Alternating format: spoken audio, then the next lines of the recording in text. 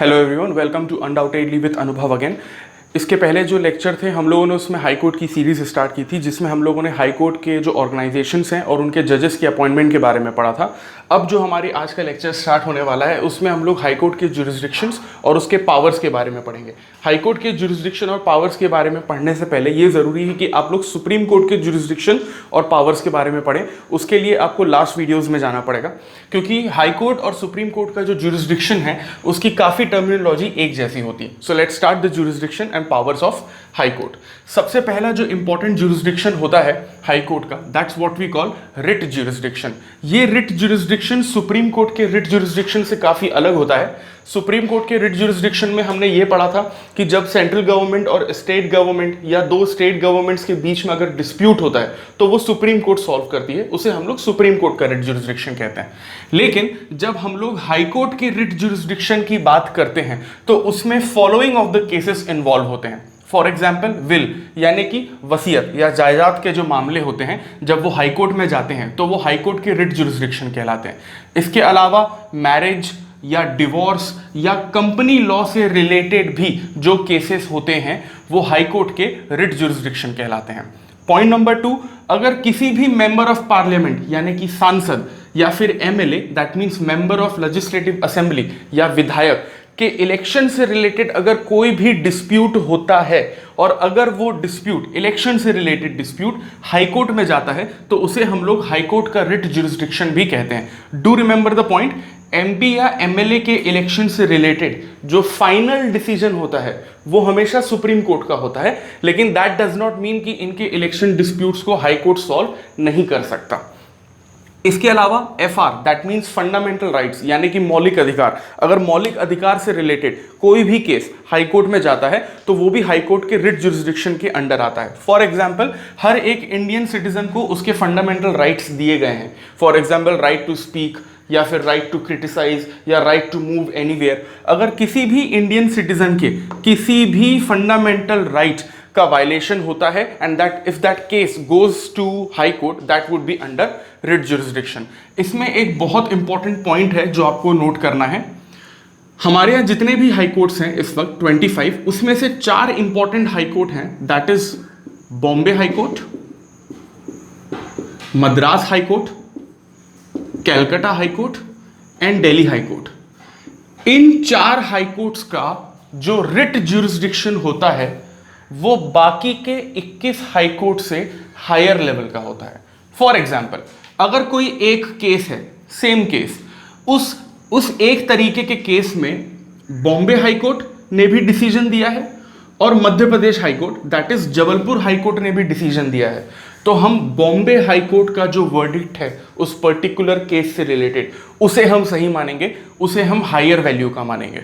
सो Bombay high court, Madras high court, Calcutta high court और Delhi high court, इन सारे के सारे हाई कोर्ट्स का रिट जुरिस्डिक्शन या सिविल केसेस से रिलेटेड जो भी डिसीजन या वर्डिक्ट होगा वो बाकी के हाई कोर्ट से ज्यादा सही या वैलिड माना जाएगा। इसमें एक और चीज नोटिस करेंगे, 1973 से पहले, ये मैं सिविल केसेस की बात कर रहा था अब तक, 1973 से पहले जो क्रिमिनल केसेस होते थे तो क्रिमिनल केसेस में भी इन चारों हाई कोर्ट्स का जो डिसीजन है वो बड़ा माना जाता था। फॉर एग्जाम्पल, मान लीजिए अगर कोई बैंक रॉबरी हुई है या कोई मर्डर केस हुआ है तो उस मर्डर केस का जो वर्डिक्ट है, अगर बॉम्बे हाई कोर्ट और जबलपुर हाई कोर्ट दोनों में चल रहा है तो बॉम्बे हाई कोर्ट का जो वर्डिक्ट है वो सही मान लिया जाता था। लेकिन 1973 में CRPC एक्ट ऑफ 1973 के अंडर क्रिमिनल मैटर से रिलेटेड, CRPC एक्ट 1973 के अंडर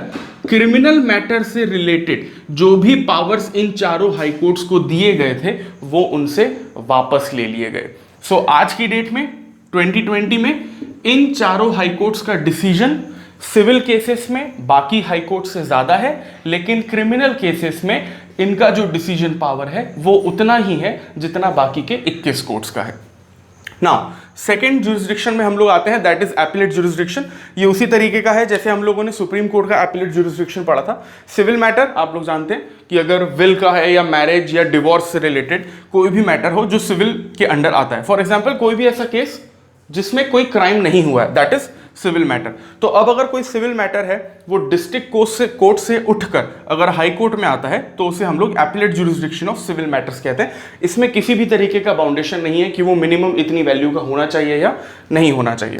दूसरा जो केस होता है एपीलेट ज्यूरिसडिक्शन के अंडर, उसको हम लोग क्रिमिनल मैटर बोलते हैं। क्रिमिनल मैटर में दो तरीके की कंडीशंस हैं। अगर सेशन कोर्ट दो तरीके के डिसीजन देता है, फॉर एग्जाम्पल अगर किसी को सेशन कोर्ट में या सत्र न्यायालय में 7 साल की सजा हुई है, इम्प्रिजमेंट हुआ है 7 ईयर्स का, तो वो केस उठकर हाई कोर्ट जा सकता है। या फिर अगर सेशन कोर्ट में अगर किसी भी पर्सन को कैपिटल पनिशमेंट हुआ है, दैट मीन्स अगर उसे फांसी की सजा हुई है, तब भी वो केस उठकर हाई कोर्ट में जा सकता है। ये एपीलेट ज्यूरिसडिक्शन के अंडर आता है। एक और चीज याद रखिएगा, यहां पर मैंने डिस्ट्रिक्ट कोर्ट कहा था सिविल मैटर में और सेशन कोर्ट कहा था क्रिमिनल मैटर में। डिस्ट्रिक्ट कोर्ट और session court, this is not supreme court, this is session court, ये दोनों कोर्ट एक ही होते हैं। इसका बस नाम चेंज हो जाता है केसेस के अकॉर्डिंग। फॉर एग्जांपल मैं ये जो कोर्ट की बात कर रहा हूं, मतलब मैं जिला न्यायालय की बात कर रहा हूं। आपके डिस्ट्रिक्ट में जो लोकल कोर्ट है उसे हम लोग डिस्ट्रिक्ट कोर्ट कहते हैं। अगर उस कोर्ट में कोई सिविल मैटर आता है तो उसे डिस्ट्रिक्ट कोर्ट कहते हैं। लेकिन अगर उसी कोर्ट में कोई क्रिमिनल मैटर आ जाता है तो उस कोर्ट को हम लोग डिस्ट्रिक्ट कोर्ट नहीं बल्कि सेशन कोर्ट कहते हैं। सो ये कोर्ट एक ही है, बिल्डिंग भी एक ही होती है, लेकिन केसेस के अकॉर्डिंग उसका बस नाम चेंज हो जाता है। नाउ एक थर्ड है हमारा जुडिशियल रिव्यू। सुप्रीम कोर्ट के लेक्चर्स में हम लोगों ने जुडिशियल रिव्यू पढ़ा है, तो ये सेम एज सुप्रीम कोर्ट होता है। यानी कि जुडिशियल रिव्यू की जो डेफिनेशन है, दैट मीन्स अगर एग्जीक्यूटिव या लेजिस्लेचर किसी भी तरीके का कोई ऐसा लॉ बनाते हैं जो कॉन्स्टिट्यूशनल के थोड़ा सा अगेंस्ट है या किसी भी वे में डिस्क्रिमिनेटरी है, तो सुप्रीम कोर्ट या हाई कोर्ट उस लॉ को कैंसिल कर सकता है, रद्द कर सकता है। That's what we call judicial review. एक और चीज याद रखना है, जब हम लोग सुप्रीम कोर्ट पढ़ रहे थे तो सुप्रीम कोर्ट के लिए हम लोगों ने एक अलग से पूरा लेक्चर कवर किया था कि सुप्रीम कोर्ट के जो जजेस हैं उनका रिमूवल किस तरह से होता है। सो सुप्रीम कोर्ट के जजेस का रिमूवल जिस तरह से होता है, स्पेसिफिकली एग्जैक्टली उसी तरह से हाई कोर्ट के जजेस का भी रिमूवल होता है। दैट मीन्स सुप्रीम कोर्ट और हाई कोर्ट के जजेस की जो रिमूवल प्रोसेस है वो एग्जैक्टली सेम है। तो इस स्लाइड में हम लोगों ने जुरिस्डिक्शन और पावर देखे हैं। अब इसकी जो नेक्स्ट स्लाइड है हम लोग इसमें हाई कोर्ट की सीरीज को अब आगे बढ़ाते हैं। सो गाइज, अब इस स्लाइड में हम लोग ये देखेंगे कि हाई कोर्ट के जो जजेस का ट्रांसफर है वो किस तरीके से होता है। आर्टिकल नंबर 222 में हाई कोर्ट के जजेस के ट्रांसफर के बारे में बताया गया। दिस इज वेरी ऑब्वियस कि हाई कोर्ट के जजेस का ट्रांसफर एक हाई कोर्ट से दूसरे हाई कोर्ट होता रहता है। तो उसकी पूरी की पूरी एक प्रोसेस है और पूरा का पूरा एक बैकग्राउंड है जो हमें पढ़ना है। First of all, high court के जो जजेस होते हैं उनके ट्रांसफर की जो सोल रिस्पॉन्सिबिलिटी होती है वो प्रेसिडेंट की होती है। दैट मीन्स प्रेसिडेंट के बिना हाई कोर्ट के जजेस का ट्रांसफर नहीं हो सकता। हाई कोर्ट के जजेस के ट्रांसफर से रिलेटेड 3 इंपॉर्टेंट वर्डिक्ट हैं हमारे पास। जिस तरीके से हम लोगों ने सुप्रीम कोर्ट में पढ़ा था कि सुप्रीम कोर्ट के जजेस के अपॉइंटमेंट से रिलेटेड जज केसेस थे या सुप्रीम कोर्ट वर्डिक्ट थे, उसी तरीके से हाई कोर्ट के जजेस से रिलेटेड भी कुछ वर्डिक्ट्स हैं। सुप्रीम कोर्ट ने सबसे पहले 1977 में यह कहा था कि अगर किसी भी हाई कोर्ट के जज का ट्रांसफर होता है तो वो पब्लिक इंटरेस्ट के लिए होगा, ना कि एज अ पनिशमेंट होगा। कभी कभी ऐसा होता है कि कोई हाई कोर्ट जज गवर्नमेंट के अगेंस्ट वर्डिक्ट दे देता है तो एग्जीक्यूटिव और लेजिस्लेचर जुडिशरी में किसी तरीके का इंटरफेयर करते हैं और हाई कोर्ट के जज का ट्रांसफर करवाने की कोशिश करते हैं। तो ये पूरी तरीके से इलीगल है according to supreme court verdict of 1977। तो जजेस का जो ट्रांसफर होगा वो सिर्फ और सिर्फ पब्लिक इंटरेस्ट के लिए होगा, ना कि पनिशमेंट के लिए। इसके बाद सुप्रीम कोर्ट ने 1994 में यह कहा था कि अगर जुडिशियल रिव्यू जैसी कोई चीज है तो उसे भी हाई कोर्ट के जज के ट्रांसफर के लिए यूज की जा सकती है। फॉर एग्जाम्पल, अगर किसी भी हाई कोर्ट जज को लगता है कि उसका ट्रांसफर एज अ पनिशमेंट हुआ है तो वो हाई कोर्ट जज सुप्रीम कोर्ट में इस बात की कंप्लेंट कर सकता है और सुप्रीम कोर्ट इसकी जांच कर सकती है। और अगर सुप्रीम कोर्ट को यह लगता है कि हाई कोर्ट के जज का ट्रांसफर एज अ पनिशमेंट हुआ है, पब्लिक इंटरेस्ट के लिए नहीं हुआ है, तो सुप्रीम कोर्ट उस ट्रांसफर को पूरी तरीके से कैंसिल कर सकती है। दैट मीन्स हाई कोर्ट के जजेस का जो ट्रांसफर का केसेस होता है वो सुप्रीम कोर्ट के जुडिशियल रिव्यू के अंडर आता है। दैट मीन्स ये एक तरीके की प्रोटेक्शन दी गई है। नाउ थर्ड जज केस ऑफ 1998, ये थर्ड जज केस हम लोगों ने 2 बार इससे पहले भी पढ़ चुके हैं। सुप्रीम कोर्ट के जजेस के अपॉइंटमेंट के बारे में भी हम लोगों ने सेम चीज पढ़ी थी और हाई कोर्ट के जजेस के लिए भी हमने सेम चीज पढ़ी थी. Now this is the whole process, this is basically the whole process of the transfer of high court जज. तो थर्ड जज केस ऑफ 1998 में सुप्रीम कोर्ट ने फॉलोइंग वर्डिक्ट दिया था. सबसे पहले सुप्रीम कोर्ट ने यह कहा था कि अगर आपको हाई कोर्ट के जज का ट्रांसफर करना है तो ऑब्वियसली वो जो ट्रांसफर है वो प्रेसिडेंट ही करेंगे. एंड हाई कोर्ट का जो जज का जब ट्रांसफर होगा तो president chief justice of India से एडवाइस लेंगे एंड ऑब्वियसली वो जो एडवाइस है वो प्रेसिडेंट पर बाइंडिंग होगी. लेकिन चीफ जस्टिस ऑफ इंडिया अकेले एडवाइस नहीं देते प्रेसिडेंट को.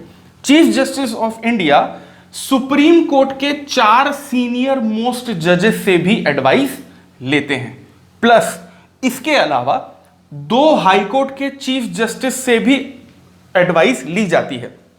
लाइक अगर किसी हाई कोर्ट के जज का ट्रांसफर कोर्ट नंबर ए से कोर्ट नंबर बी हो रहा है, राइट, तो जो कोर्ट नंबर ए है इसके चीफ जस्टिस से भी एडवाइस ली जाएगी और जो कोर्ट नंबर बी है जहां पे उनका ट्रांसफर हो रहा है उनके चीफ जस्टिस से भी एडवाइस ली जाएगी. सो यहां पर देखते हैं कि प्रेसिडेंट यहां पर ट्रांसफर करेंगे, एडवाइस ली जाएगी chief justice of India. Number 1, chief justice of India 4 senior most जजेस से एडवाइस लेंगे, टोटल एडवाइस हो गई 5.